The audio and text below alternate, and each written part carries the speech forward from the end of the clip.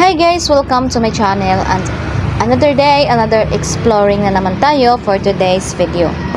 At ngayon ay galing kami sa aming cottage at pupunta kami sa may CR.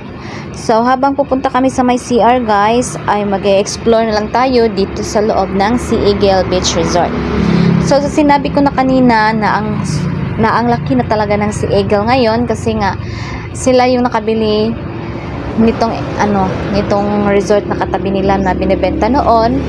So ang Sea Eagle ang nakabili, kaya ito na ang extension nila ngayon. Ito ang tinatawag nila na extension ng Sea Eagle. So dito kami sa may gilid dumaan kasi ito yung daan na nakita namin na shortcut ba para madali tayong umabot doon sa may CR.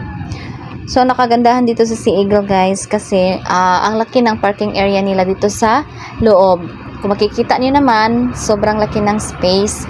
Kahit saan may nagpa-parking na sasakyan or mga motor. At kahit na doon sa may gilid lang ng mga cottage, pag mayroong space ay pwede doon mag-parking ng mga sasakyan. Kaya siguro ang daming pumupunta dito kasi mas gusto nila dito kasi pwedeng ipasok yung sasakyan kasi ang daming pwedeng mapag-parkingan dito sa loob. Hindi kagaya sa ibang beach na sa labas lang mag-parking kasi naman ang liit lang ng bakura nila sa loob. Pero ito sobrang laki talaga ng space dito sa loob. Parang ang yayamanin talaga ng atake ng Sea Eagle guys. At ganito talaga kaganda dito sa loob. So as you can see, very nice.